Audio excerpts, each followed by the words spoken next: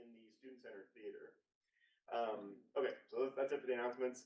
Now I'd like to introduce our panel. So furthest to my right is Matt Hitt. Matthew Hitt is a Colorado State University alumnus and an associate professor of political science here at CSU. He studies judgment and decision-making in American politics, primarily in elite institutions. He's interested in how institutional and external factors influence the choices political actors make, especially at the collective level in Congress, the judiciary, and in the media. He teaches courses such as judicial politics, legislative politics, American politics and government, and quantitative methodology. And then in the center is Vanessa Baird. Vanessa is an associate professor of political science at the University of Colorado in Boulder. Her work focuses on judicial agenda setting, judicial power, and how the courts can keep government accountable.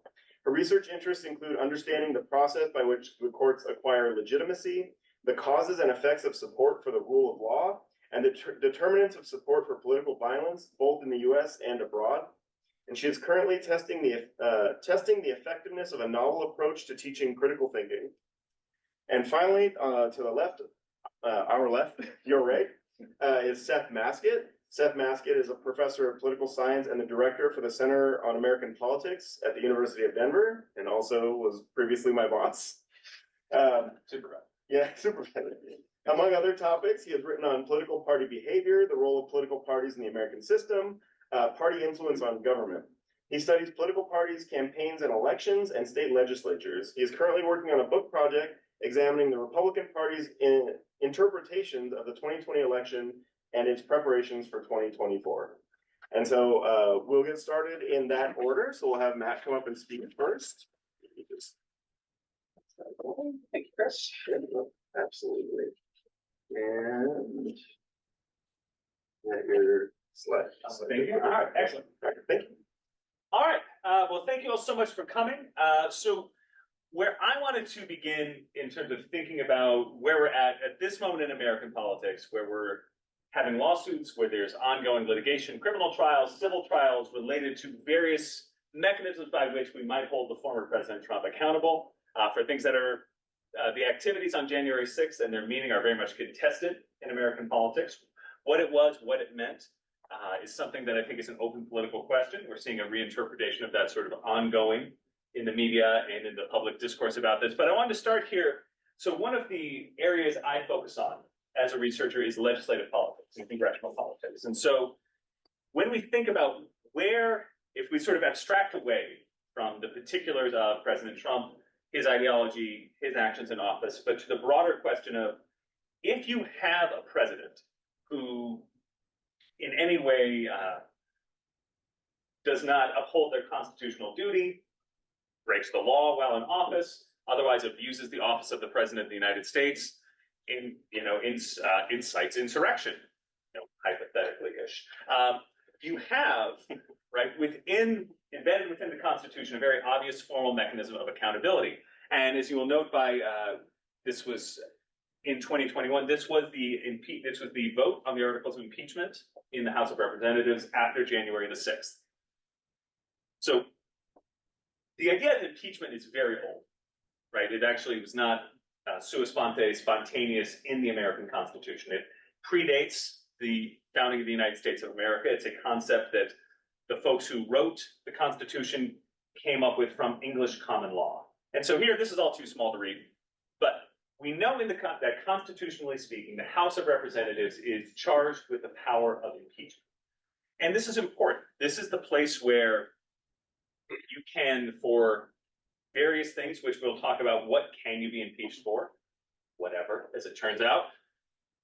But we do know that there is this power that the House of Representatives shall be allowed to impeach, and the Senate shall act as jury in said trials, okay? You all probably know that. But how does this work, functionally speaking? So Article 2, Section 4, the president, vice president, etc., can be impeached and convicted for the following things and the following things only.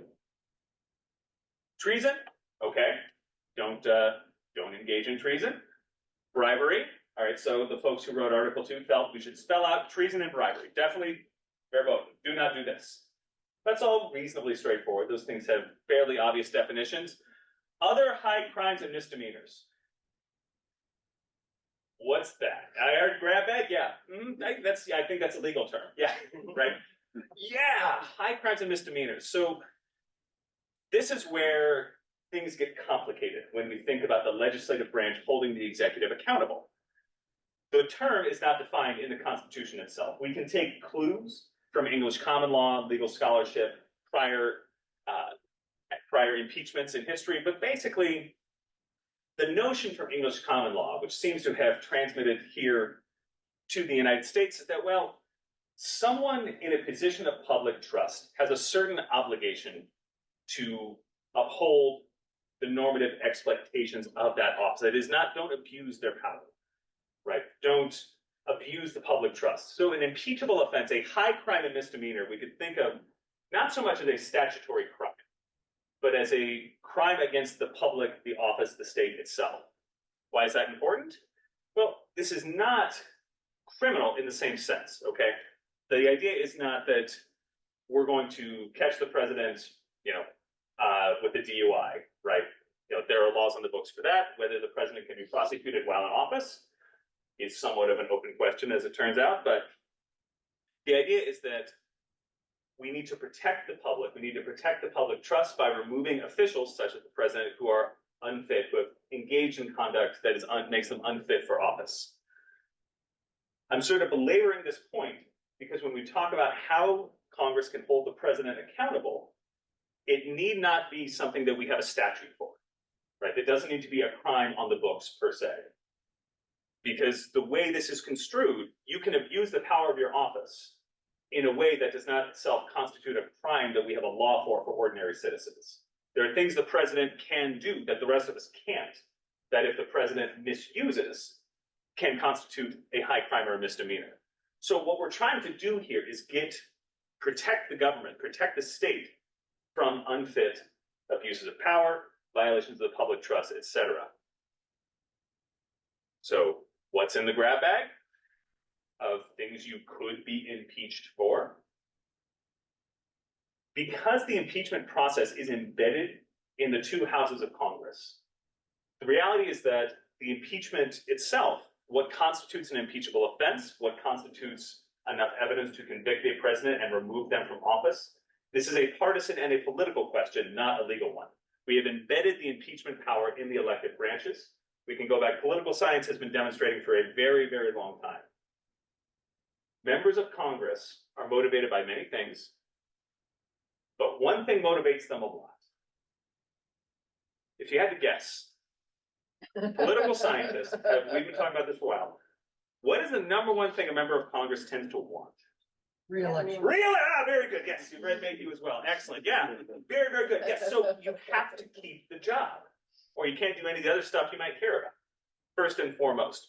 So because of that, we have embedded this accountability process of impeachment within a political branch whose members, most of whom have the primary motivation of maintaining their office, winning re-election, advancing in the chamber, advancing politically, etc. That's not necessarily a bad thing, per se. We shouldn't think of that as obviously wrong, but it does mean that what is a high crime or a misdemeanor?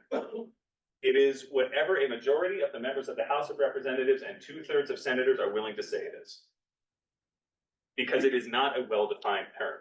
So members of the House have to make the case that this is in fact a high crime or misdemeanor, and the Senate must be convinced of it. So when we think of impeachment, calling it a trial is sort of it's a misnomer. It's a mismatch between what the process actually is. There are legal elements to it. The House managers act like prosecuting attorneys. Senators act sort of like a jury.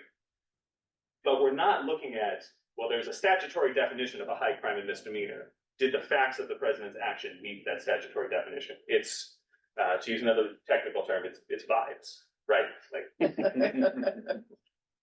Okay, so that brings us to the events of January 6, 2021, a day that I think all of us as American citizens, as scholars, as political scientists, it's very hard to forget. It's very difficult to watch as it was unfolding in real time on television, regardless of how you interpret it after the fact. So it is the case that some of former President Trump's critics, some of the attorneys who are currently prosecuting him for these sorts of things, would look at some of the actions specifically taken by the president on that day as constituting both statutory crime and high crime and misdemeanor. So the speech at the Ellipse, if anyone watched that or recalls that, when former President Trump was saying, we're not going to take it, we're going to march on the Capitol. But was that enough to say you incited a riot, you incited an insurrection? I think his attorneys will be making the case that it is not. So regardless, people have made the case that the speech at the Ellipse, encouraging the protesters to go directly to the Capitol, to be strong, to fight for the country, could be read as you need to go, you need to go do something about this. Now, the other point that has been raised with regard to the president's actions on January 6th that I think bears remembering. So the president, in their oath of office, is required in part to take care that the laws of the United States are faithfully executed. Now, one of those laws is that the transition of power after an election is to be peaceful and orderly, and that the certification process, which was going on, remember, was going on at the Capitol, was simply the Congress certifying that the votes of the Electoral College, naming Joe Biden as the next president of the United States. So did he take care that this was faithfully executed? Yeah, that's my scholarly, take a look at it, right? Because you have a period of about 3 hours where you have rioters breaching the Capitol, you have violence against police officers, a lot of stuff is happening. There is threats of violence against people like Speaker Pelosi, Vice President Pence, et cetera, et cetera. The president doesn't say anything, doesn't do anything for a decent interval of time while this was happening. And so the proceedings of the Congress executing their duty were being disrupted, and the president, as chief executive officer, took no action. So again, is that an abuse of the office that constitutes a high crime and misdemeanor? No, I'm asking. Like, we don't know. Is it in the grab bag or not? Was that enough? Now, as I expect many of our students of political science out here will recognize, how you evaluate that, whether you think that the president's action constitutes that high crime or misdemeanor, that he ought to have been impeached and removed from office for those actions on January 6th, is very largely very easy to predict by how you felt about President Trump on January 5th. If you were a fan, if you were a voter, a supporter of his, a conservative Republican, then you'd say, well, this is come on, they're out to get it, right? They're not, no pun intended, trumping things up. They're making it bigger than it is. They're just, Democrats hate him. They're out to get it. If you're a liberal Democrat, Biden voter, you might have a much more sympathy for the folks in the House of Representatives who immediately began impeachment proceedings after January 6th. So I think just briefly here, it's useful to think about what impeachment has looked like in the past in this country. So I won't go over this too much, but our first impeached president was Andrew Johnson, right after the Civil War. Now again, there was no statutory offense here in the classic sense. After Johnson was in office, his Secretary of War, who was a holdover from the Lincoln administration, was very supportive of Reconstruction efforts and using the Army in the former Confederacy. Johnson, being a Southerner, didn't like that, wanted to remove Stanton. Republicans in Congress didn't want him to do that. Claimed he made utterances, declarations, threats, and harangues against Congress. Okay, so again, that was the vibes in 1868. Don't do that, I suppose. The Senate acquitted him, right? He was not removed from office. And so this was very much political, right? The idea that Congress was trying to constrain the president by saying you can't fire this particular member of your cabinet that you're stuck with. All right, this was a dull, boring affair for those who lived through it. If you post-date 1998 in your life course, there's a really good podcast called Slow Burn, where it goes over the Clinton impeachment in about 8 episodes. So if you want to go through, relive the late 90s and just what that was like, it's good journalism. There's also a great series on FX. Yeah. Really? Yeah. American Crime Story. We'll talk later. It was excellent. Yeah. Oh, I'm gonna write that down. So similarly, we don't have to rehash all of this moment in American history, but you had a Republican House of Representatives. Said you have lying under oath, perjury, obstruction of justice, abuse of power, things of that sort. Most of this revolved around the fact that President Clinton had denied under oath having a relationship with his intern, Monica Lewinsky. It's weird that we don't, like, at the time we didn't see that was really gross, but we move on. I hope society has improved since then. So no one comes out of this looking good other than, the people who were not in a position of privilege at the time. Of course, Clinton is famous for defending himself by saying it depends on what the meaning of the word is. So, I mean, if you don't believe that, like, you're just out to get the guy. It was ridiculous. It did not have a lot of political consequences for the Democratic Party at the time. The Senate, again, articles of impeachment were transmitted to the Senate. The Senate once again failed to convict. So we have very little evidence about this. We could talk about Nixon, but we didn't actually get to the point of getting to a Senate trial there. Okay. So I want to bring this back to January 7th, 8th, 2021, and then to forecast to where we are now. So as we have recognized, members of Congress are primarily motivated by re-election. And of course, re-election is a function of us, right? It is the constituents of members of Congress who are responsible for ultimately holding their representatives and senators accountable or not for what they do at high salience, high stakes moments like impeachment. So the public is a little tuned out at the moment in terms of politics. Viewership for things like the Iowa caucuses and the Republican primary debates is pretty low.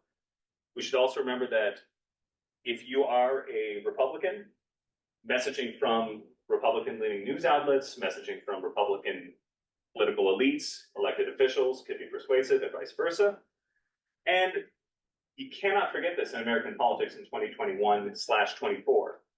We are well sorted on ideological lines. So people who say they're liberal overwhelmingly tend to be Democrats. People who say they're conservative overwhelmingly tend to either say they are or at least support Republicans in elections. And not only that, we are sorted, but we are also polarized, where Democratic Party and the Republican Party are ordinary partisans, are elite politicians. We're far apart on policy, and we don't like each other that much. So, what does that mean for impeachment? Because of the nature of the Republican base and its support for President Trump, you have this headline just blows my mind every time I look at it, right? So, President Trump is impeached almost immediately after January 6th, right? This happened within a few days. And the notion was that the riot, insurrection, whatever you want to call it, at the Capitol was so out of bounds, was so egregious, it was such a abuse of the office of the president, a violation of the public trust, that such a thing could be incited to happen and allowed to happen. That not only do you need to formally make a statement as the Congress, we're going to impeach the president for this. Like, this was not okay. We need accountability for this. And also you have the possibility within the impeachment process, should President Trump have been convicted, it would have been the prerogative of the Senate to punish him by saying, not only are you removed from office effective now, you are barred from holding an office of public trust in the United States government ever again. So he would not have been able to be doing what he's doing now, which is running for president. The Senate did not do this, right? 57 senators voted to convict the president. The bar for impeachment is 2/3, so they were a well 10 votes short, not particularly close to convicting. So then you have Mitch McConnell, the Republican senator from Kentucky, and he voted to acquit, right? And the argument at the time he and several other of his colleagues made was the conduct on January 6th of the president was not acceptable. In fact, torches Trump, right? You got like the colorful language there. But he's only got 2 weeks left. Let's not do this. Let's let the criminal system take care of it, which we will probably hear about a little bit, right? To what extent that this actually happened. So it's quite interesting here, right? Because there's a little bit of a circularity that we're going to see happening, where if you're president, and I guess you don't have much time left, you've already lost. Some would say, well, I don't want to convict a president for that. I don't want to put the country through this, whatever. We'll let the criminal system handle it. And then you have sort of the circular argument of, well, what if the president commits a crime while in office? Because now we're hearing the argument that, well, that's what impeachment is for. The criminal system shouldn't touch the president because they're the president. The process for accountability is Congress. But we can see the problem, right? You have the process of impeachment is fundamentally bound up in the political branches, the elected branches, rather, and they are responsible to their constituents and they are cognizant of the electoral connection. To put that in context, the 2021 impeachment of President Trump, there were 7 Republican senators who voted to convict. 7. All right, so just to take it seriatim here, this was the most bipartisan impeachment vote in history, which shows you how low that bar is and how unusual this process is. Nevertheless, it was 10 votes short. It was not particularly close, but look down the list here. So Lisa Murkowski, a more moderate Republican from Alaska, she took a dangerous vote. She voted to convict the president. She was up for re-election in the 2022 midterm, so this was top of mind for Alaska voters. She benefited from the fact that Alaska had switched to a ranked choice voting system right before it. So for the first time, say if you're a Democrat in Alaska, you could cast your first place vote for the Democrat, who you know is not going to win, and your second place vote for the more moderate option, Lisa Murkowski. And indeed, that's exactly what happened. Lisa Murkowski did not have a majority in the first round of voting. When the 10%-ish for the Democratic candidate votes were transferred, almost all of those swung to Murkowski. And so she was able to win re-election with a plurality of voters, many of whom were in fact Democrats, because of the nature of this sort of unusual system of choosing senators. All right, Bill Cassidy is the one I'm keeping an eye on. Republican senator from Louisiana, a more conservative guy from a conservative state. He's not up for re-election until 2026, so we're still 2 years away. And it's worth noting his state Republican Party in Louisiana immediately censured him for voting to convict the president. He immediately faced political consequences in his own state.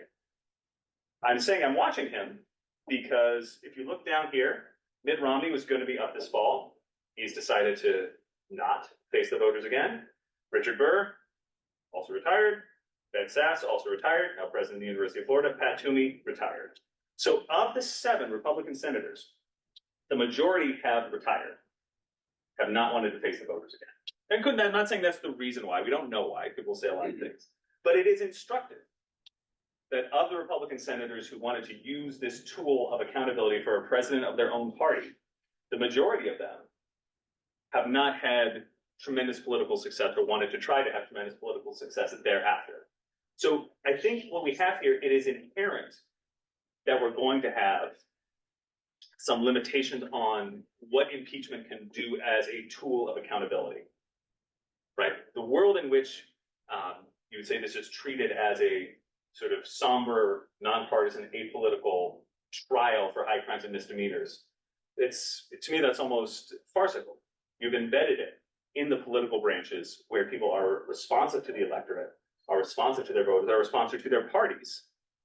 Therefore, why should we expect that considerations like what do my voters think, what does my party think, shouldn't matter? And I also want to say, do you even want that world, really, where there's no accountability for members of Congress for engaging in the impeachment process? It's serious, right? It's a very serious, if someone is elected president and the Congress moves to take them out of office, that is a major step to take against what the voters and what the American public have said they want. So to go against that, to subvert the results of an election for an office as important as president, is a decision that should have some additional mechanism for accountability for those members of Congress themselves engaging in it. And is, probably forecasting a little bit, where were we January 21st of 2021? Well, what we've got here, about 90% of Democrats and people leaning towards the Democratic Party wanted to convict President Trump. 88% of Republicans and Republican leaders did not. That you have a little boost among Democrats, but remember, President Trump was also impeached another time for some other stuff. It feels like about 600 years ago. But there was a first impeachment of President Trump, and at that time, you see very different set of facts that don't need to get into. But for a very different set of facts in a different environment, you have an impeachment, and you see the same The constituents of Democratic senators wanted to impeach and convict President Trump.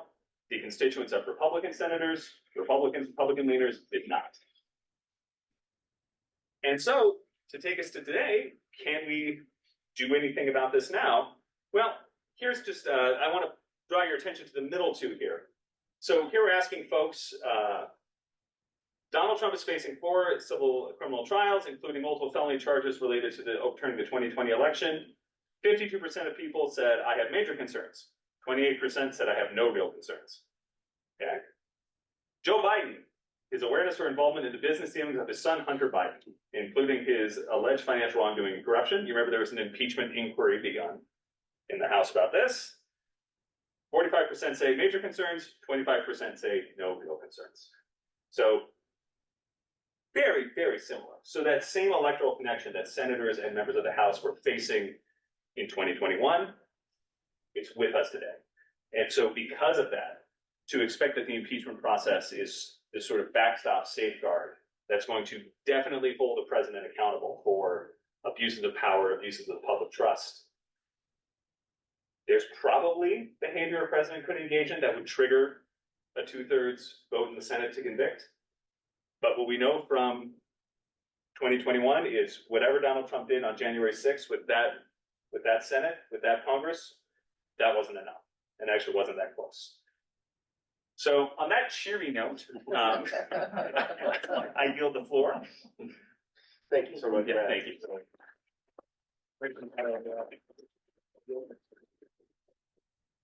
So, I'll ask that you hold your questions till the end, but we'll have time for questions at the end of the talk. And then we'll have Vanessa Baird. Yep. Right. And you got slideshow clicker and a laser pointer here. It works. Hi. I want to tell you all, just to make sure you know, that CSU Political Science Department is full of rock stars who are nationally known. You have one of the best departments in the country. I mean, you really should be proud. And I thank you so much for including me in this, and I'm happy to be here. So I've written a book about the Supreme Court and agenda setting, and I kind of characterize that research as the politics of judicial rationales, or translated legal rationales into statistics to help me predict outcomes. But I'm not a lawyer, in that sense. But, my other day job is the psychology of justice, the psychology of legitimacy. What makes people respect the Supreme Court or not? And I wanted to give a little bit of research on that topic that might help you understand the nature of democratic accountability. So it's in a sense, it's sort of under the hood of a lot of the stuff that we've been that we heard from Matt. So there's 2 parts of the discussion: the evidence, and I like to extrapolate. And I figure political scientists are not in a mood right now for extrapolation, but I feel like if you call it an extrapolation, then it's honest. And so I kind of want to make sure, some of the things that I'm saying are my hypotheses that I'm deriving from some of the evidence that I'm presenting here. So I want to talk a little bit about the psychology of legitimacy of the Supreme Court, the veneration of the rule of law in the minds of U.S. citizens, residents, and determinants of support for the U.S. Supreme Court, the rule of law, and support for political violence, to get a sense of what's kind of under the hood in some of the politics of this. So just to give you a sense of where I'm going, I believe that whatever the courts do, there will be little impact on the perceptions that people have of the U.S. Supreme Court. It'll have little impact on the perceptions and support for the rule of law. I suspect that it would be pretty hard to find a jurisdiction in the United States where you get a jury pool, where you get 100% willing to vote to convict. That's my political prediction. Nonetheless, he's going through these processes. And so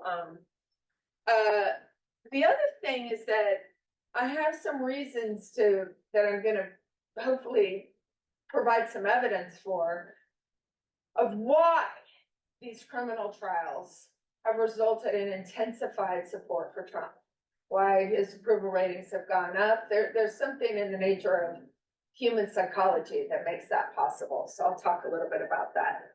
And what I'm not going to talk too much about is the normative definition of legitimacy.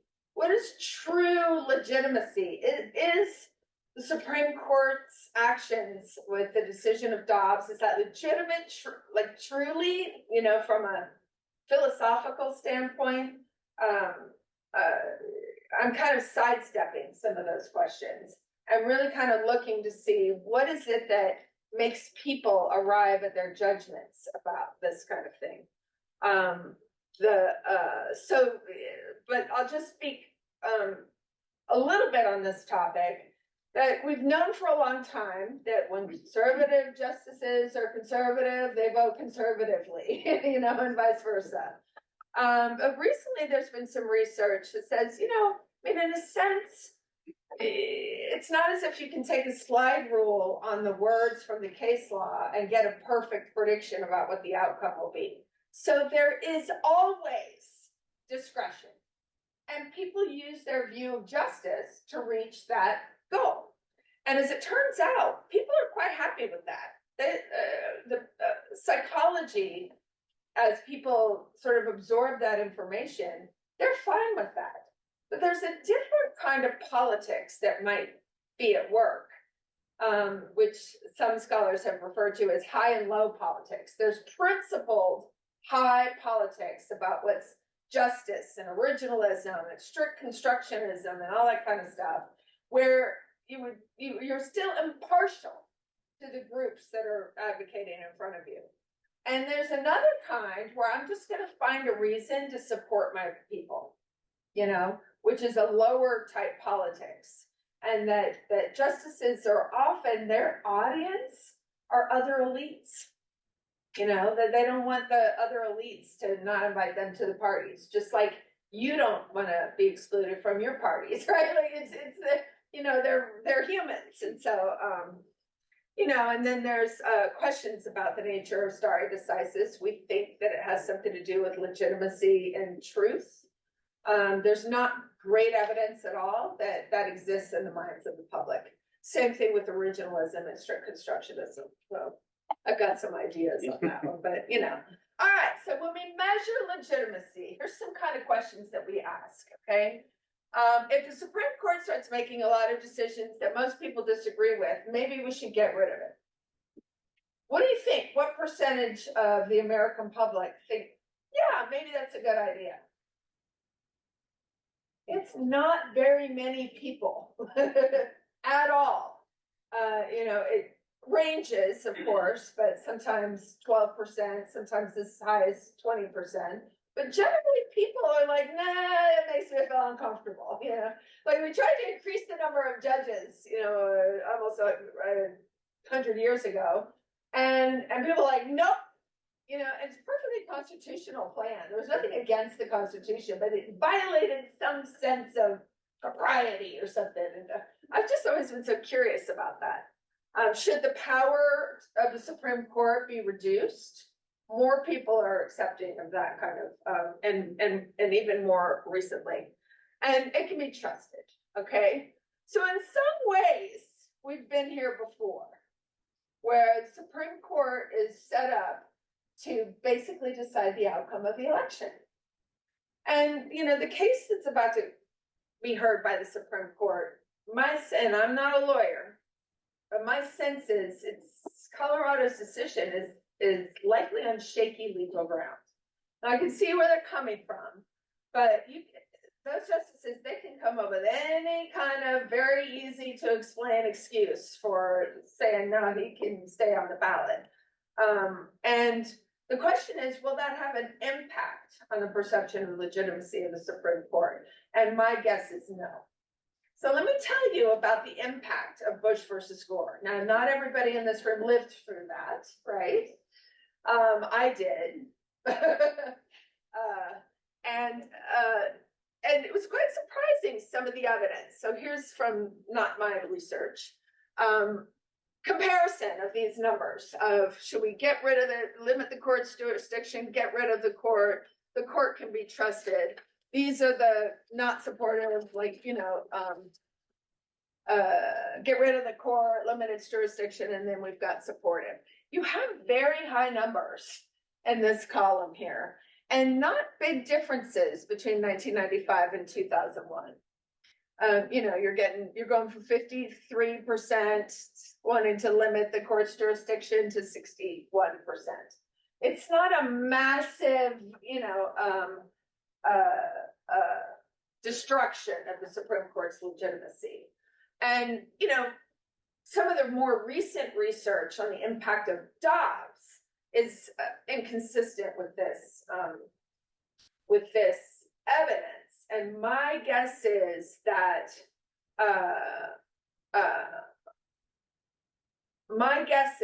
electoral politics in particular is less likely to have that kind of impact, whereas abortion is such a moral, attitude. And when people have moral attitudes, and then you try to say, well, your moral attitude is wrong. People don't like that, but you're going to help your side. Yeah, you jerks. It doesn't affect people as much. Generally, party ID has not been associated with respect for the Supreme Court ever until now. But if you control for abortion attitudes, that effect goes away. So, and you say, well, it's 1-to-1. It's not exactly 1-to-1. So, and even after Bush versus Gore, we show these numbers. The relationship between party ID and respect for the Supreme Court right after Bush versus Gore was still a very small correlation coefficient that eked above statistical significance barely, And so if the Supreme Court says, no, Trump can be on the ballot, they can do that. Nobody's going to care. You might care, but the general population is not going to abandon the Supreme Court. That's my guess. That would be my prediction. So the questions that remain, is it because of Dobbs in particular, or is it because there's an ardent, very conservative wing that people start to feel like, well, that's out of step, whereas if they make a few conservative decisions you don't like and a few liberal decisions, well, and vice versa, close to 40% of what the Supreme Court decides is unanimous. So, so in any case. So my conclusion would be that anything related to electoral politics is not going to gut the Supreme Court of its perceptions of legitimacy. So let's talk a little bit about support for the rule of law. And how am I doing on time? 10 more minutes. Okay, so I embarked on a research project that is still going on, where I was kind of curious about support for the rule of law. And I wanted to understand, so a lot of the literature and support for civil liberties separates support for free speech, which 96% of Americans will say, yes, I support it. And then you say, well, what about these people? Should they have the right? No. In 2016, I have a question on you're going to see a little bit of this answer here, but I have a question on a survey that says, do you think Black people have the right to protest? And anyone want to guess what percentage of the American population is in the highest category that just says absolutely? 17. Oh my God. Yeah. So that's not good. And frankly, sorry for my normative interjection there, but yeah, exactly. And free speech, and when you have a concrete situation, has actually very little support. And sometimes you hear what are these people who are the Quilliet people, or I don't know, they're like, universities are too liberal these days. Anyway, so I'm like, come to my class. In any case, they like to tell you, you know what? Only 50% of university students think that, you know, right-wing people and, you know, whoever should be able to march on campus. And I'm like, we should be celebrating that. That's way more than your generation, you jerk. All right, so in any case, I wanted to understand concrete applications of the rule of law. If a court tells you no, and you like that policy, will you side with the law, or will you side with, no, I just want my policy, okay? And so here's some numbers on that. So this is support for the rule of law over time. And these questions, what comprise these questions are, one of the questions is, you have to agree or disagree. Everybody is obligated to follow even unjust laws. And you just can't imagine the percentages of the American public who generally agree with that. You know, they're, you know, I'm like, I don't know, I'm glad y'all do. It's good for democracy, or, you know, but I'm like, really? So anyway, you know, people want judges to follow the law. They tend to be a little bit more easygoing in the abstract, where it's like, well, what if we really are trying to solve a social problem? You know, in the abstract, we haven't told people what the social problem is. Just in the abstract, would it be okay to bend the law? And people are a little bit, you know, happier about that. But these numbers are quite high and quite stable. You know, we have more support in 2005, and it kind of goes down. But these numbers are actually quite stable. And so support for the Supreme Court has declined. Perceptions of legitimacy have declined. But support for the rule of law is quite strong. But what about support for political violence? So I have a crazy story in which my read of history of Lithuania and Latvia and the political violence that happened there after 1945 made me quite certain that the country was going to erupt into political violence in 2020. And I predicted that, and it's proven that I predicted that before George Floyd happened, because I had to submit my survey questions where I wanted to ask people their attitudes: support for vigilante violence, support for protest violence, and support for police violence.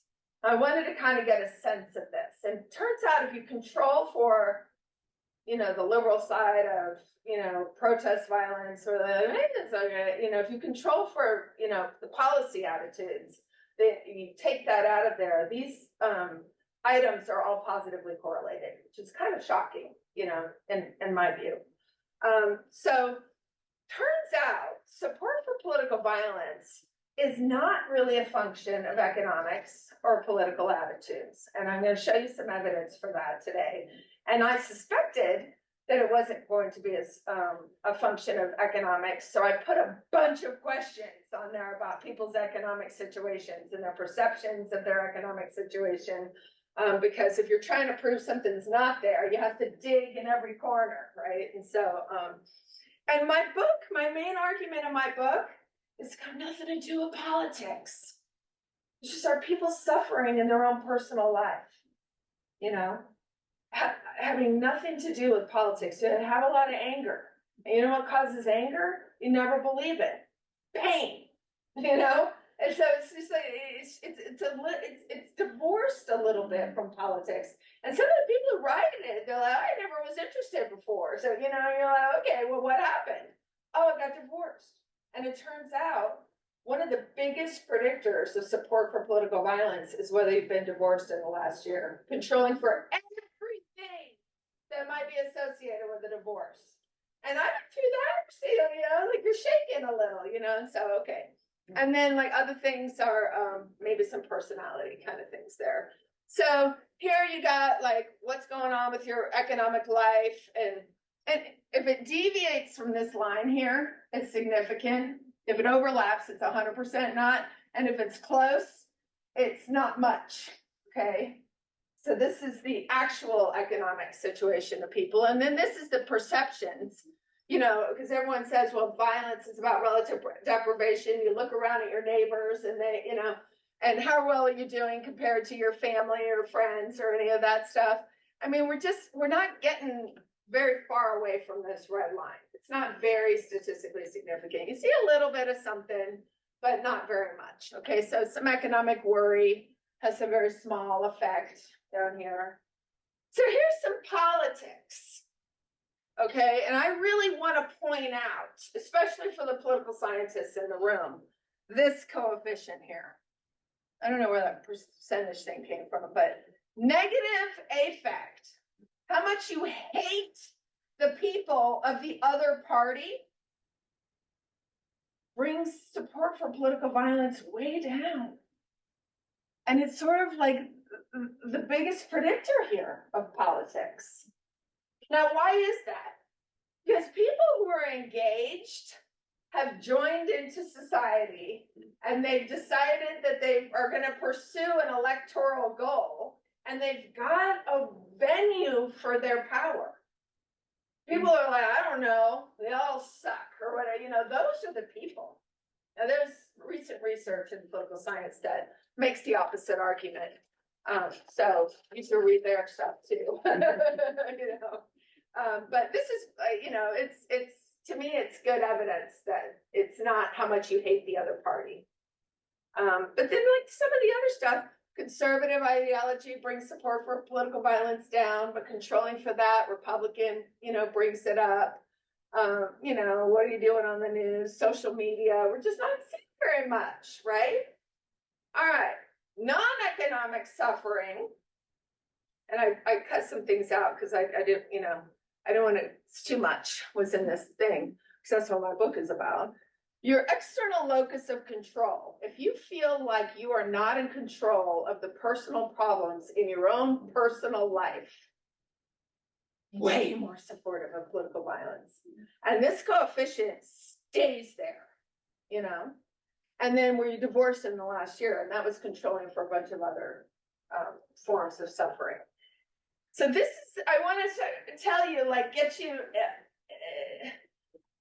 relate what I'm telling you to the main question, which is that rejection of the rule of law, support for violence and chaos is not really about what's going on with the democracy and politics and all of that.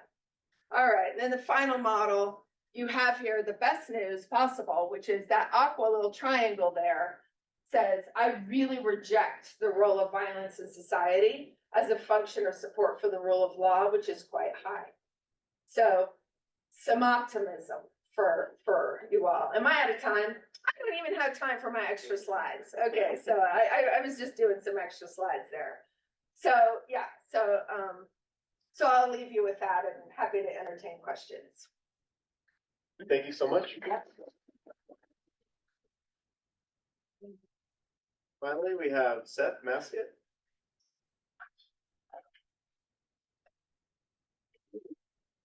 Thank you so much. Thank you all for coming to this. Chris, thank you for including me in this. Thanks I for appreciate being a part of this. And I think you see there's actually some nice conceptual overlap with my fellow panelists here. I have a number of fairly disjointed ideas that I want to talk about related to these broad set of topics, January 6th, political violence, and the indictments we're seeing this year. If you can spot the connection between all of these, please let me know, because I don't know what it is. But these are mostly just different topics that I'm working on with an ongoing book project right now.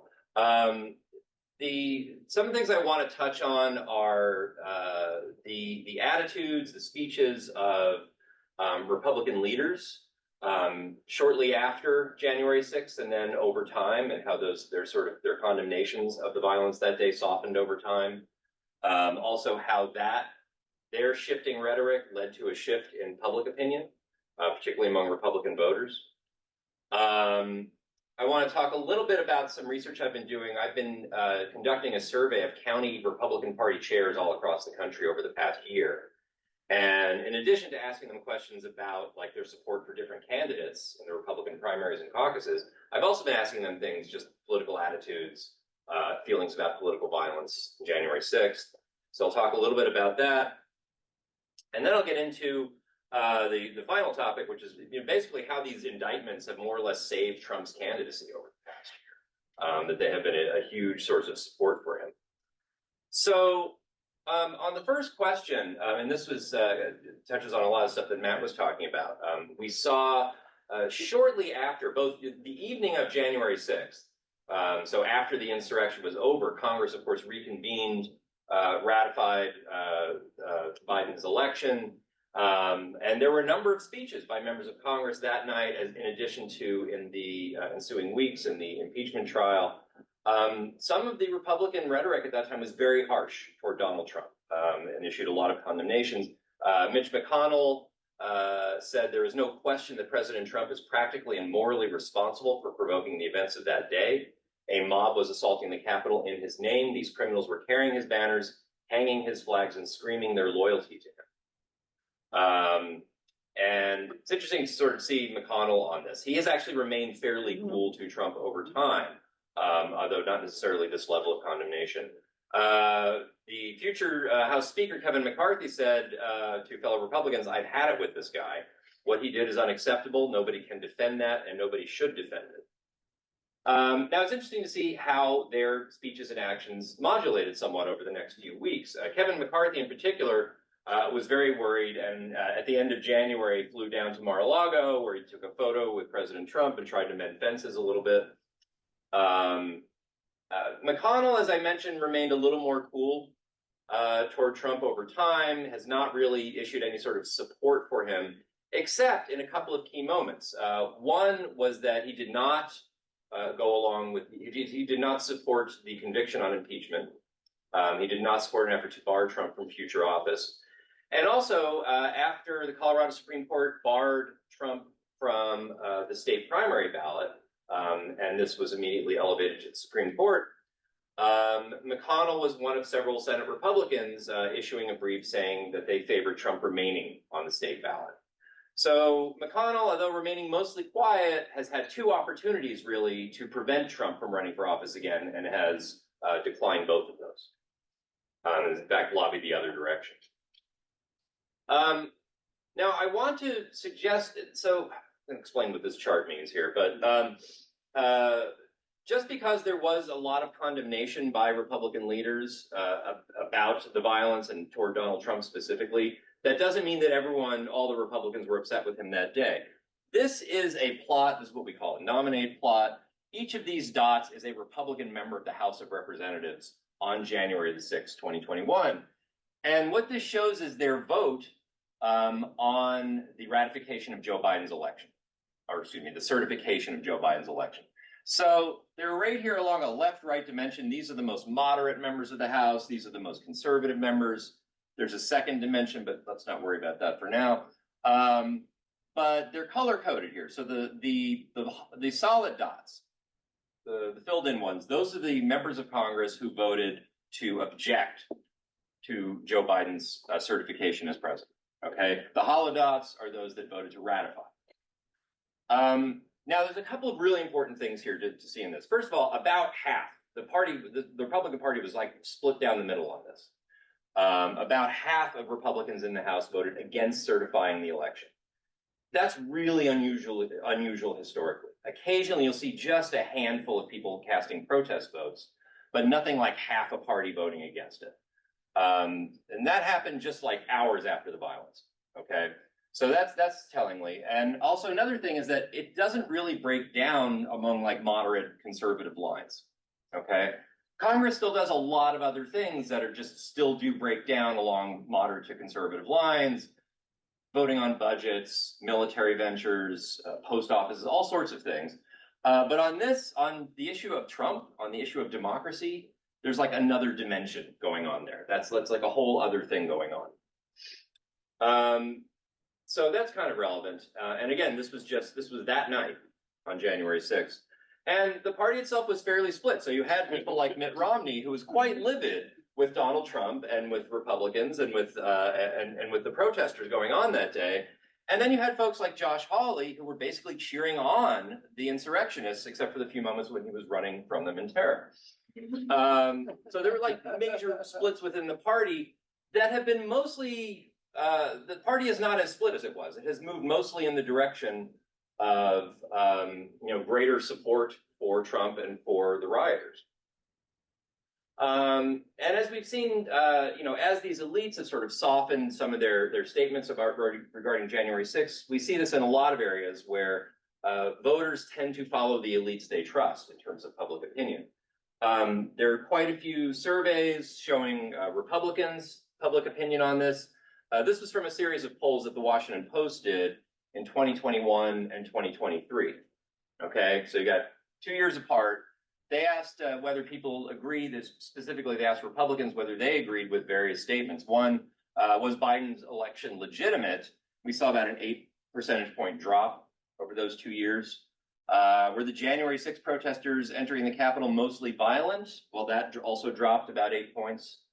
Do you agree the punishments for the protesters were not harsh enough? Well, that has also dropped by about 8 points. And then, is Trump responsible for the attacks on the Capitol? That actually dropped by about 15 points among Republicans. That's very low. Okay, so that shifted. What am I going to talk about next? Okay. So I wanted to get to some of the research I've been doing with studying county chairs across the country. So what this comes down to, there are approximately 3,000 counties or county equivalents across the United States. Almost every one of them has some sort of a Republican Party organization. I spent some time trying to identify all these people, finding email addresses for them, and I've been sending them surveys over the past year, mostly to get a sense of how their candidate preferences are shifting for the Republican nomination contest, but also just getting senses about their political beliefs, who they are demographically. I've been doing this every 2 months since last February. I've also occasionally done surveys of Democratic county chairs along the way too, just to get some comparisons. I get typically about 1 to 200 chairs responded to these. That's not a great response rate. For an elite survey, it's pretty typical, but obviously I'd like to get the numbers up. And I just completed the 6th wave of this in December. I may actually do one more wave this month just to get a sense of where people are and sort of now that there's just 2 candidates left on the Republican side. But one of the things I asked these Republican county chairs, I asked them, this was last February, I asked them their views on the rioters on January 6th. And I gave them basically like 4 different descriptions of the people who participated in the January 6th riots. And basically said, which one of these things is closest to the truth? Were the people at the Capitol violent insurrectionists trying to overturn an election? Okay. Were they doing the right thing, but they shouldn't have been there in the first place? Were most of the participants peaceful and patriotic, but there were some bad apples who went too far? And finally, the people at the Capitol were patriotic protesters demonstrating for justice. So essentially, the response would become like more extreme in defense of the rioters as you move further down. The modal response here was this 3rd tier one. Most of the participants were peaceful, but there were some bad apples. Now, I've divided this up here based on people's support for Donald Trump. I asked people, are you considering voting for Donald Trump or not? And at that point, about half of my sample said yes, half said no. And what we see is that, not surprisingly, if you were considering Trump, you were further down this direction, more likely to say these were patriotic protesters. If you opposed Trump, you were more likely to say they were violent insurrectionists. But again, most people were in that range, in that 3rd tier. There's some other questions I asked them more generally about political violence. I asked them, these county chairs, the extent to which they agreed with various statements that cover a couple different areas of political violence. And I asked this of both Republican and Democratic chairs across the country. One of them was, do you agree with the statement, many people in the other party lack the traits to be considered fully human, they behave like animals?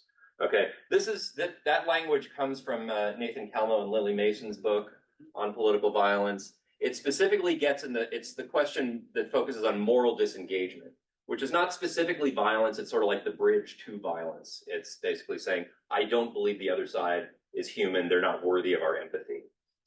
I then asked this question, which is a similar type of question, but specifically, some of my party's political opponents are like vermin and pose a greater threat to the United States than do countries like China, Russia, or North Korea. You might recognize that language because Donald Trump said it himself in a post on Truth Social a few months ago. So I want to see the extent to which people just agreed with that formulation. Had a more specifically violence question. Is it okay to harass an ordinary person in the other party on the internet? in a way that might make them feel frightened. Okay. And then finally, I asked about sort of violence on their own side. I am fearful of some of the people who show up at our local party meetings. So I wanted to get a sense just of the overall levels of support for these statements. I think, interestingly, most of these statements have fairly low levels of support. Okay, most people just sort of reject these descriptions of violence. In particular, like very few people bought into the idea that the other side behaved like animals. That was only about 10%. Slightly more Democrats than Republicans, but not a big difference there. Quite a few people actually bought into the idea that my opponents are like vermin. More Democrats than Republicans agreed with that one, interestingly enough. That was around 30% saying that. The others, again, fairly low support. Almost no one said it was okay to harass someone on the other side. Interestingly on the question, I'm fearful of some of the people who show up at our local meetings. Again, not large support for this, but about twice as many Republicans as Democrats agreed with that, sort of expressing a little bit more concern on that side. Okay. Now finally to get to the Republican nomination contest. Now, this comes from 538. This is just overall polling support for various Republican presidential candidates over the past year. This blue line here, wiggly line, is Donald Trump. This purplish line is Ron DeSantis. And one of the important things we see from that is that basically a year ago, this was a very competitive race. At least it looked that way from public opinion polls. They were close together. There were some polls that actually have them tied, even with DeSantis having a slight edge. And, mostly coming out of the 2022 midterm elections, Trump was looking fairly weak. There were a lot of people who were hesitant to support him. It looked close. And the thing that really seemed to change that more than anything else was when Trump was first indicted by Manhattan's district attorney. That was at the end of March, early April of 2023. He gets almost a 10-point jump after that. And similarly, DeSantis' support drops by almost 10 points at that moment. This is so really, if you look back at it, like, what is the best thing Donald Trump did over the past year? It was to get indicted. What was the biggest Ron DeSantis made a lot of mistakes. The biggest mistake he made was that his opponent got indicted. Okay, that sentence makes no sense, but it happens to be true. And it just somehow the indictment and the surrounding media around it and Trump's statements after that sort of sent a signal that our leader is under attack. It is time to defend him. And it is remarkable how effective that was. There was more specific polling on this from YouGov. They were conducting these regular surveys last year. In which they found like this really very sharp uptick for Trump right after the indictments came out, and a concomitant very sharp downtick for Ron DeSantis. Notably, no real change in the number of people saying, I don't know which candidate I want. And this is the thing that continues to strike me, that Trump got a big boost. It did not come from people who were undecided beforehand. It came from people who were already committed to a candidate. So people were sort of they were flirting with the idea of supporting someone else for president until he got indicted, and then they moved over to him.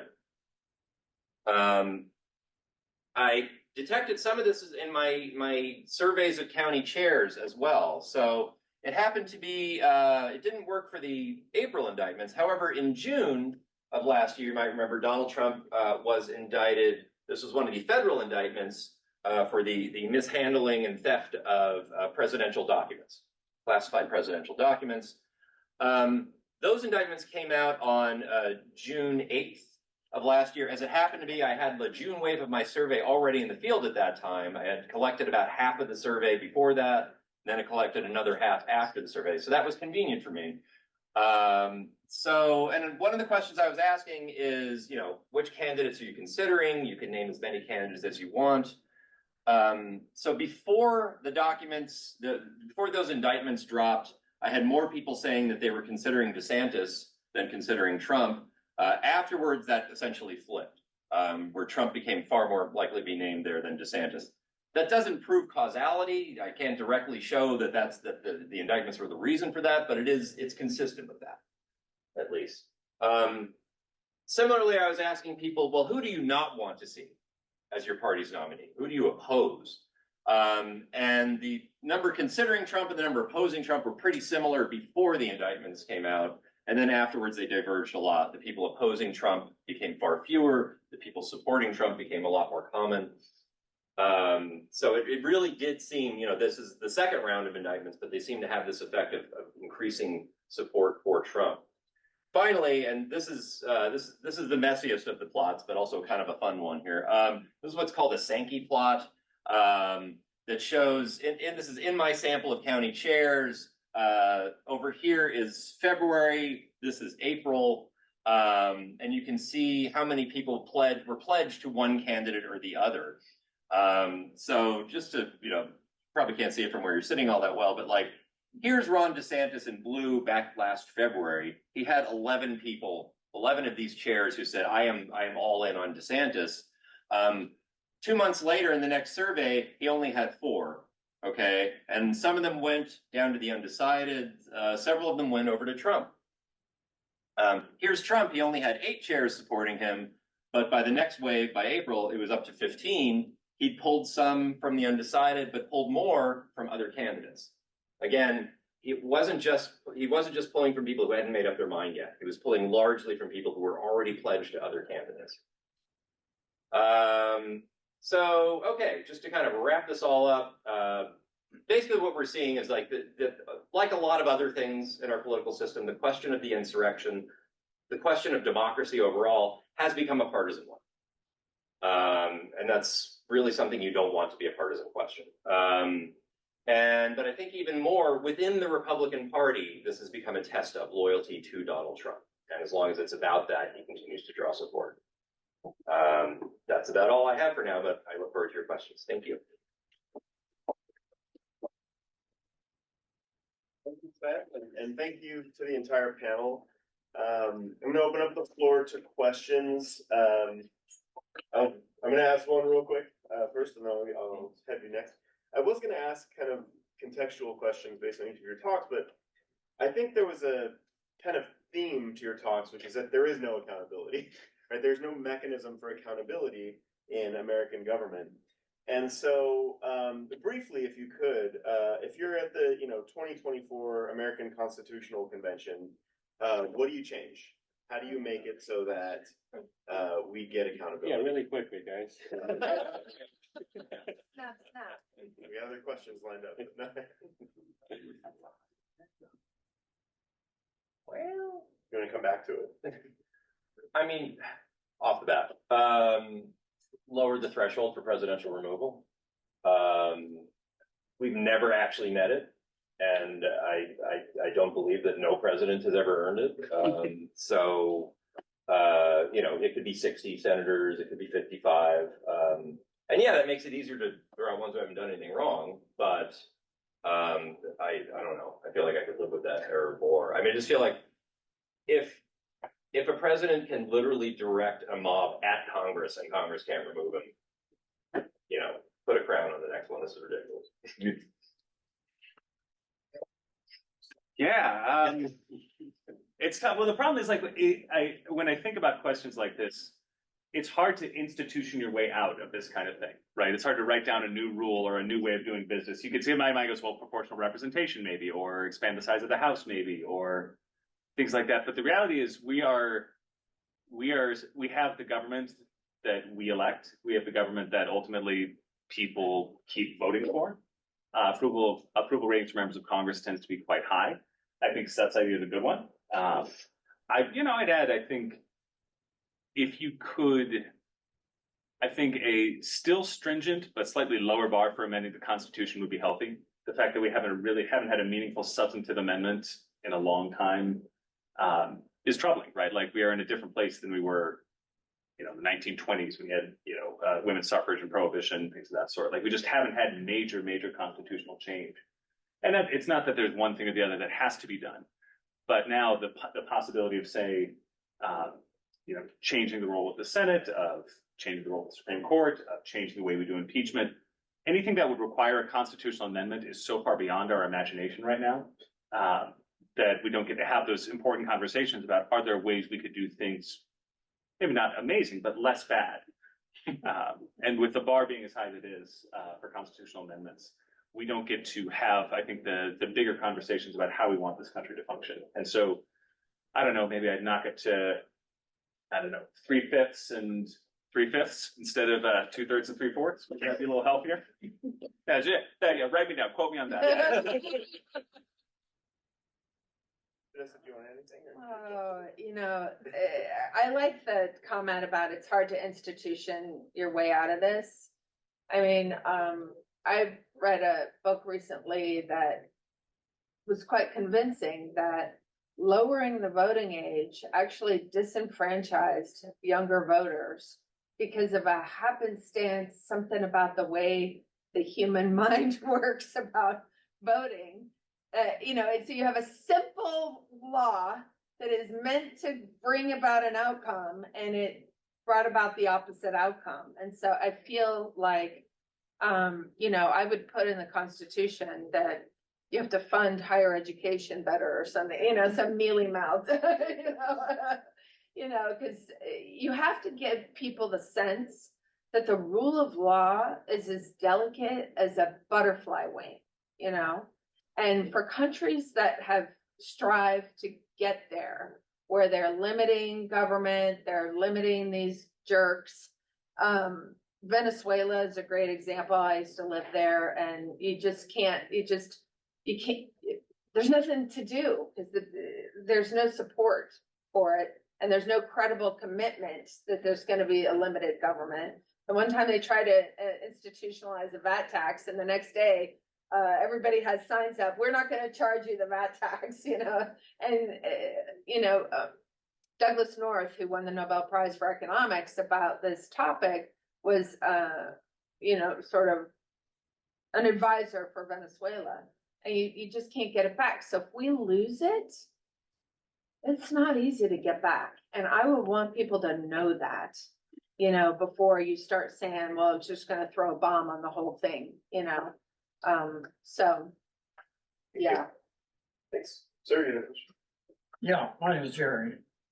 Is anyone concerned about the use of artificial intelligence in this coming year's election for misinformation that could sway the voters in one way or the other, or fake pictures, whatever? Is anyone concerned? So, yeah, a little. I honestly don't know how much to worry about it, but from what I understood, in the New Hampshire primary just the other day, there was some sort of like a deep fake robocall from Joe Biden that Republicans sent out. And it turns out, yeah, that's actually not that hard to fake. Video's a little harder to fake, but it's getting better. I don't know how many people are actually fooled by that. I think like any individual campaign ad or robocall just doesn't have that much of an effect to begin with. So I don't. Social media is already filled with crap. So People are not persuaded by information, even if it's true. And so it makes me worry about it less because, when I try to do a survey vignette to try to persuade people about something, it is very difficult, with real information to change people's minds. I mean, look at the evidence we've shown you today. There's real evidence you're watching with your eyes that did happen, and people are like, that didn't happen. And it's like, so it's like, that's the next level work. That's the worst worry than AI. I guess where I worry about misinformation, disinformation on social media, other places like that, it's not about there's a persuadable voter out there. If you just give them the right, BS, basically, then they'll do whatever you want. It's more, if you can't trust the information ecosystem you're embedded in generally, I think that can lead to disengagement, right? It's, well, I don't know what's true, and it's a lot of work cognitively to unpack, was this real or not? And that stuff takes energy, and That's right. Participating in politics takes effort. And so things that make it harder to navigate the political information ecosystem, to engage with the system, I think that to me is more worrisome than some really sophisticated hacker coming up with the perfect deep fake robocall. we're just rejecting the concept of truth altogether. Yeah, so why bother? Yeah. Everyone's making crap up. Who cares? This, I don't have time for this. What's on TV? Thank you. So you said that a lot of actions and behaviors, currently are seen as like a test of loyalty to Trump. And I feel like, to me, in my fairly minimal level of knowledge, it seems kind of a chicken and egg situation of like, the current political polarity that we have in the US today and Trump's everything around Trump. And like since 2016 and before that, like he really has had a unique position in politics for a long time now. Does he have why does he have like this crazy, like unique kind of and cultish in some ways effect on the American people? I mean, there's a lot in that question. It's a great question. And this is something I'm really wrestling with right now. But I think, so part of it is just understanding like who he was in 2015, 2016, when he decided to run for president, that he had already been a household name for decades, like since the 80s, really. And I mean, you know, you saw him in Home Alone 2 or something when you were growing up. I mean, he's just been around forever. And he particularly, you know, for like long before he ran for president, he had The Apprentice and a heavily watched show. People felt like they knew him. A lot of people just felt like, you know, like him or hate him, like they had a relationship with him in some ways. They understood him. And that really helped him as a candidate and was something that I think a lot of people in the political system did not appreciate at the time. They thought, you know, here's just another business person who thinks he should be president, and those usually fizzle out really quickly. And it didn't. So partially it was, he really capitalized on his fame extremely effectively. He was running at a time when the rest of the Republican Party was very divided and couldn't figure out what it was going to do. What typically happens is you have, you know, leaders in a party, you have elites within a party who all sort of signal, this is our favorite candidate, please support this person, as they did with Hillary Clinton in 2016 or with Joe Biden in 2020. That didn't happen in 2016 for Republicans. They were just endorsed every different ways. A lot of people just sort of sat back and see, well, let's just see how this plays out. So that's a great environment for someone who's rich and famous to run for president, because there's no sort of competing signal there. And once he gets the nomination, that's when sort of our polarized system kicks in, where Republicans will defend whoever the Republican is, and Democrats will oppose whoever that person is. And then the same thing happens on the Democratic side. So I think a lot of us expected, well, there's no way that like all Republicans will rally behind this person who has been a Republican and held Republican views for like 5 minutes, but they did. And the partisanship worked extremely effectively and efficiently in that, and that has really sustained him ever since. And adding to that, there's this other feature of the political system where you've had this kind of populist wing of the Republican Party that's been around for a long time. You can identify it going back to the 60s, really. Pat Buchanan ran for president in the 1990s, and he was sort of tapping into that. It was always kind of a vibrant strain. It was sort of white and Christian and very anti-immigration, but it was not a majority of the party. And Reagan and Bush and others would throw them a bone once in a while, but for the most part, just wanted them voting for them, but didn't want to pay too much attention to them. And Trump kind of runs championing that wing of the party and puts them in charge of the party, essentially. So there's a lot of like Republicans in that category who are like, why should we, like this guy put us in charge for the first time. He was the first person to take us seriously. And he's given us power. Why should we turn against that? So that they feel like they owe him a real debt with that and remain very loyal. Does that sum up everything? Yeah. I know it's a lot. Okay.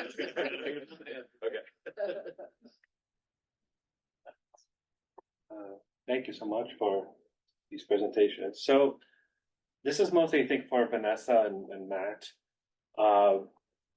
But just thinking about the Supreme Court legitimacy. So my former employer, the Annenberg Public Policy Center, they do those civics polls every fall. And they've been doing those for like 30, 40 years. And does anybody know how many people can name the 3 branches of government? 30. So it used to be about 30%, right? Like somewhere between 30, 35, like roughly 1 in 3 Americans, and like not a multiple choice way, right? Like you had to actually spell out the 3 branches of government.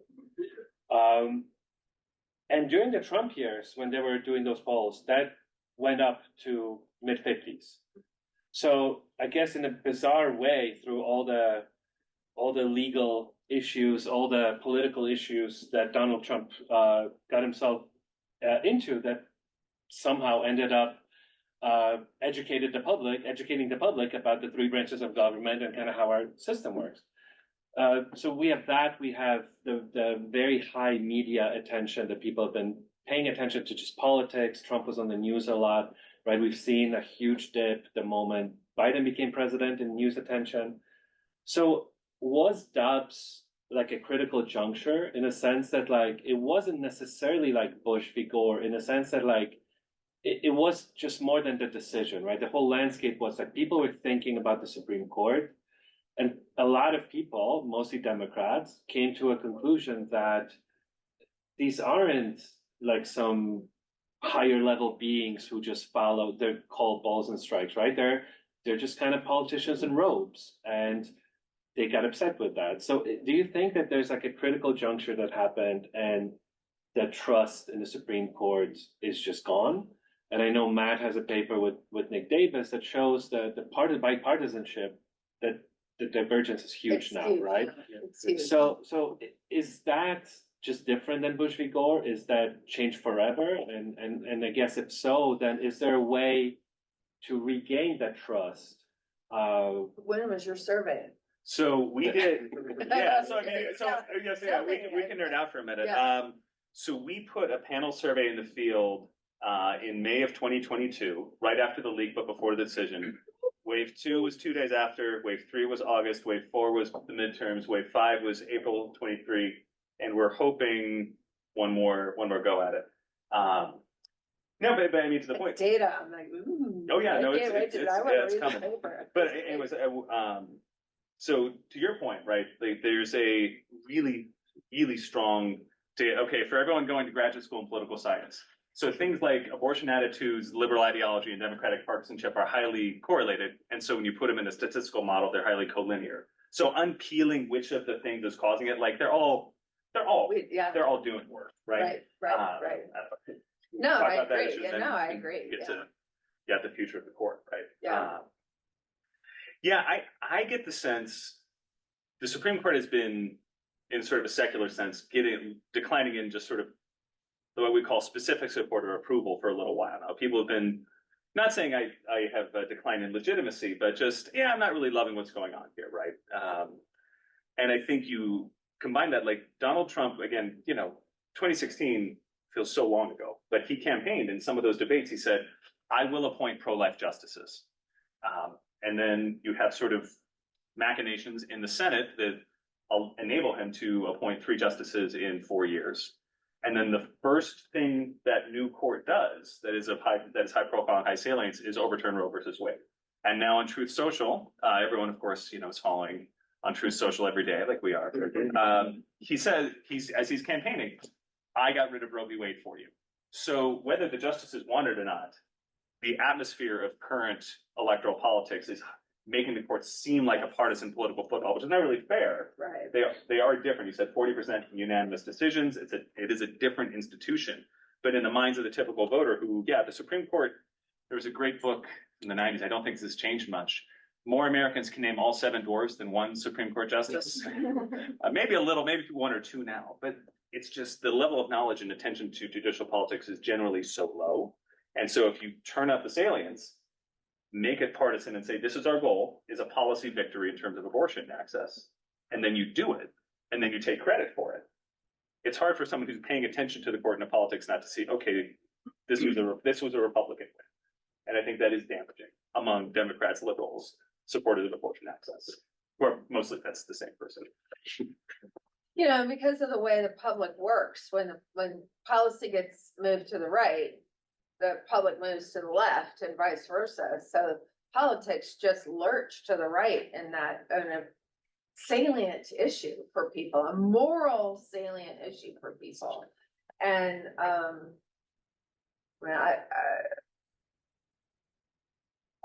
it does seem to me that could end up helping the Democrats, because people will say, well, we don't want it to move even more, and so just like the indictments against Trump give the public a sense of we're harming your people or your person, or, and like people then get empathy, and so the perception, even though this is not what happened, is that, oh, the institutions are all leftist, whatevers, pushing people to the right in support of Trump. And so, yeah, it doesn't really answer your question, but he answered your question. Yeah. And I guess sort of to the final point, where's the court going? So there's a really brilliant new book out by Chuck Cameron and John Castellic called Making the Supreme Court, where they do some statistical modeling and say, at what time could you realistically expect that the median justice of the Supreme Court will not be about as conservative as they are now? And it's 25 to 40 years. And so if that's where we are, then I do worry that this, the polarized nature of Supreme Court legitimacy and approval, it's going to be hard to move that unless the justices sort of maybe see it for themselves and moderate voluntarily, which perhaps happened during the New Deal period. There's some scholarly disagreement when FDR said, we're going to pack this court, we're going to change it. I'm pissed off at the Supreme Court. And then all of a sudden, it was West Coast Hotel, right? Oh, actually, the New Deal is fine in many ways. And it turns out you don't need to do anything to us. We're good. So, like, you sort of shake them by the lapels a little bit, and maybe they'll voluntarily moderate. But does the current political establishment work such that that shaking of the lapels would be convincing? Are there 60 votes in the Senate to pack the court right now? Not even close. I don't know if there's 45 or 40. Right. So is that sort of saber rattling and court curbing from the electoral branches sufficient to induce moderation in the current court? I'll believe it when I see it. There's no way. Yeah, that too. I have to say something. I want to make sure everybody knows I'm the only person I can find who believes this. So take this with a grain of salt, okay? Don't get canceled, Vanessa. Careful. I'm making a legal opinion. It's not a normative opinion. So luckily I'm not, going to get harassed or something. But I do not understand how you uphold speech rights given Dobbs. Pure speech. Because if you say, here's the rationale. The rationale is we're going to pick our years, which are 1850 to 1950, or maybe it's 1830 to 1950, very select kind of years. And it says, we're only going to support liberties that were supported at that time. And do you know what liberties were supported during those years? Nothing. And it's a little bit of an exaggeration, but we didn't get the clear and present danger standard of speech until 1969, which is 4 years before Roe versus Wade. So I've written a little pretend law review article just to make myself feel better about where I wrote a little, pretend opinion where from using Dobbs, how can you get rid of free speech? And it's quite easy, and so people are like worried about contraception. I'm like, I really want you to worry about way more than that, because the 19th century was not a century of liberty. It was, I think it was 1970 was the first state law criminalizing marital rape. And that was considered a liberty, right? And there's some misconceptions about some of that stuff, but we got a little bit, we didn't get establishment until 1960, something like that. We got, free exercise was basically canceled in 1990. So we don't have, that's also a controversial opinion, but we can criminalize people for practicing their religion. It's been that way since 1990. And so it's, I really worry if, according to my research suggests that Dobbs tells state legislatures and city councils and police officers to experiment with people's lives. You can put them in prison on a speech law and just wait for the Supreme Court and then, by the way, that person's life is ruined for 7 years while they can't pay bail, and so, now I've got a research project because I've said it. Now I need to see, I wonder if that's true, but I really worry about speech liberties and that given docs. So, And they've basically given up on post-conviction relief. So,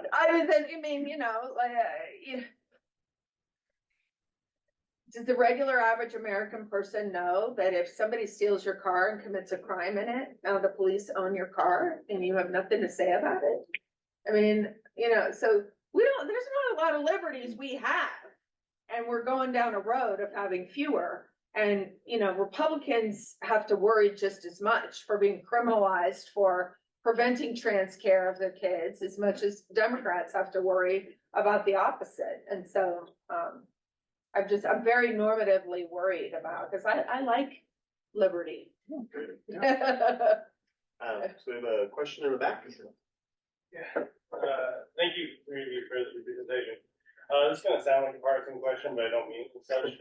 There's a lot of talk about if Trump isn't convicted, that we are basically just giving him a rule to just be a dictator, if he is elected in the next election. Especially when it comes to the 14th Amendment, if that isn't enacted by the Supreme Court, we're basically saying, no, presidents do have the right to do political violence and attack this country. What do you guys think about that line of thinking? Is that legally sound, or is that something that is more just like partisan pundits pushing that forward? Or it's like, if the Supreme Court does rule in a partisan way and favors Trump, are we enacting a dictator? Can I start? Yeah. Okay. So it's an interesting question. It's one I've been thinking about a lot. I've been talking with a bunch of actually some law professors recently on this very topic, just to get a sense of like how urgent they consider these trials. And so the response I seem to be getting from people is that there's the idea of a president losing an election and the next president of the different party leading a prosecution of the previous president, even if that's not technically what happened, is horrible from the rule of law perspective. It looks very bad. And it's something we see in other countries that we consider generally corrupt institutions. We don't want to have that appearance. However, that does run up against the idea that president is truly above the law, right? And you can truly do whatever you want as long as you've been elected. And so my impression was that there's a reason that all these indictments started around the same time. The rioters from January 6th, the justice system has been dealing with them on a pretty regular schedule. Trump and people immediately around him largely were not being prosecuted for that until late 22, early 23, because that's around the time Trump said, I'm going to run for office again. And I think if he hadn't, probably a lot of prosecutors would have let him go just because they're so worried about that norm of looking like they're going after the last president. Even though that technically lets him get away with a lot of things and lets future presidents get away with a lot of things, they worry about that. So he decides he runs, and at that point they feel like they have to start this up. So arguably this stuff may have started up too late. I don't know how much of a difference convictions would have made at this point, but it's something that the legal system I think is very much torn on. Right. Yeah, no, I think there's this notion of forbearance that judges and prosecutors sometimes want to exercise, where you don't want to take a case that you don't think you can win, and you don't want to prosecute in ways that would even appear. Like the appearance of a political prosecution is something that a lot of legally trained people would not want to be engaged with. I do think I appreciate very much the question you're raising. I think it's a very good one. I do think, as bad and genuinely shocking as January 6th was, the 14th Amendment was ratified. That element of it was ratified in part to deal with people who had actually joined an army and shot bullets at American soldiers for 4 years, right? So when we think of engaging in insurrection, I could see, I'm not an originalist, but an originalist saying, well, this is not the same thing. Inciting a riot on the Capitol, while bad, is not the same as turning color against the United States and trying to, in a direct and sustained way, lead a military effort to overthrow the government. Now, again, that's not necessarily my position, but I could see someone looking at it and saying, well, this is not identical. I think the truth is we are in such uncharted territory I'm thinking like Eugene Debs is the person I think of at this point, who ran for office as a socialist from prison, right? Like, there's so few analogs to this where someone who's under multiple indictments could be convicted. It could be, in fact, convicted, if theoretically, in the interim between being elected and being sworn into office, or after being sworn into office. We don't know. The Constitution does not provide. Like, strictly speaking, on a constitutional basis, in Article 2, he's not ineligible if he's a convicted felon, right? You're not ineligible if you're incarcerated. Now, sort of the civics 101 answer as well. There are two sort of routes. You would have the cabinet invoking the 25th Amendment and saying he cannot discharge the duties of his office from a prison cell. That cabinet would be appointed by President Trump, however, so the odds that they invoke the 25th on him immediately, I'll believe it when I see it. Which is saying not going to happen. Or to get back to where we were an hour and 42 minutes ago. Well, once you're the president, there's a lot of you're shielded from a lot of legal accountability in order to discharge the duties of your office. So people would say, well, the remedy for a sitting president is impeachment, and we saw how that went. Right? We've seen this movie twice, and the third one in a trilogy is never good, right? Like. Blade 3 was pretty good. Yeah. You have time for one more question? Okay, sure. You mentioned Dobbs, but I'd like to mention rape. It's a big emotional aspect with half our population at least. If this rape accusation is carried on and is against Trump, do you think it'll make a difference? I don't believe it. You mean the Jean Leonard? Or the Eugene Carroll. The Gene Yeah, Carroll. that's what I meant, Eugene Carroll, yeah. Half the voters are female, right? So I would think that would be a Now, factor. women are not a group. Women can be just as misogynistic. I mean, the correlation between toxic masculinity and just your gender, plain old male and female, is not very strong. In other words, women will happily sign on to, because if they got raped, that was their thing. But I did not say that. That's not my voice, but I think I don't want people to get out of context, but I think that's what they think. Well, they deserved it. Quick show of hands. Then, so who here is aware that at a civil trial in New York State, former President Trump was accused of sexually assaulting Eugene Carroll, but that now they've moved past that and we've accepted that that's the truth, and now we're just dealing with damages. Yeah. So, like, it's just not in the consciousness in the same way. Well, that's the thing. Like, he has been held liable for a rape. Like, the judge came out and said that. That is a thing. Yeah. Nikki Haley is criticizing Trump heavily right now on the campaign trail, saying that he's distracted, he's focused in the past, he's out of touch, he may have dementia. She's not mentioned that he's been held liable for rape. You'd think that would be something for her or for her campaign. I'm assuming she has polling showing this is not going to get Republicans on my side, so she just doesn't bring it up. But yeah, I'd say that's been factored in. I think a lot of his supporters are like, yeah, he's done things. Yeah. Can I just throw in? He's also been found liable for insurrection in the Colorado courts, and everyone moved past that too. Like, but how do we get around it, right? Like that's anyway. Yeah. Don't mean to. He bragged about sexual assault prior to the 2016 race, so whatever. He laughed about it. He thought it was funny before he got elected the first time. And something about that just sticks in my craw, honestly. Like I'm just like that is morally, general, like, I guess I don't have words, but that was bad. That's enough for me. That's all I need, and people didn't care. We need one more question. She's back here asking a question, yeah. Okay. You guys talk a lot about the Dobbs decision and how it impacted public perception of the courts. Do you think other recent opinions the court opinions that have come out that would seem to be on the opposite party will help public opinion of the court? For example, the one that was recently released on the Texas Border Patrol and Texas putting up razor wire, and they actually cited the government or the gerrymandering case from about a year ago that was determined to be like not able, do you think that will help anything? Bush versus Gore, had 600 conservative law professors took out a full page ad saying this is hogwash legally.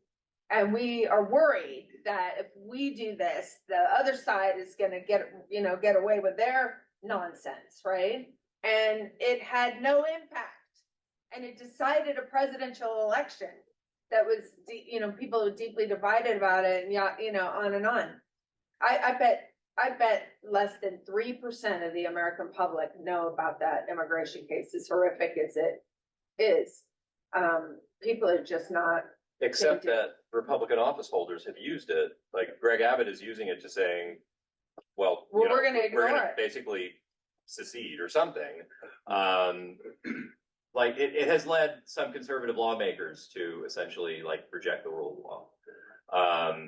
And so some people are paying attention to it, but not necessarily in a way that increases faith in the court. No, from the left side. No, they like what they would see it as. Oh, thank you very much. You're going to stop murdering people on purpose. It's not enough. I think they would say. It's not going to make a dent.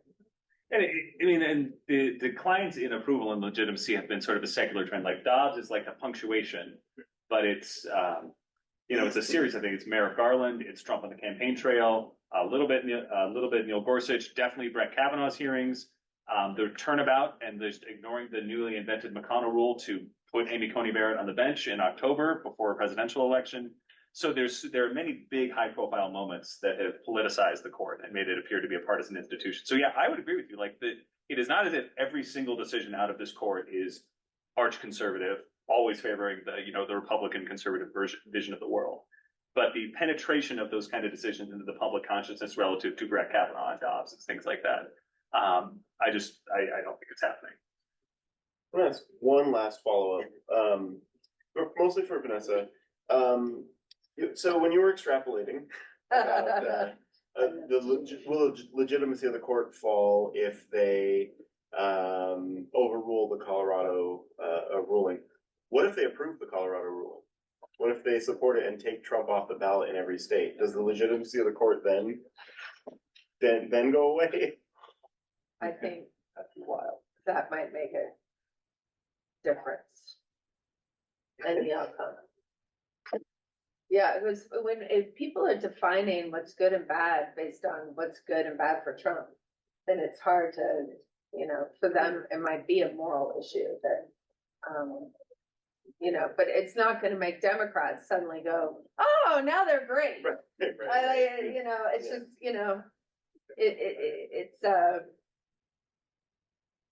it's a prisoner's dilemma, in a sense, right? Like, Well, thank you all so much. And you maybe stick around a few more minutes. If please, anyone wants yeah, to come sure. say Yeah. hi.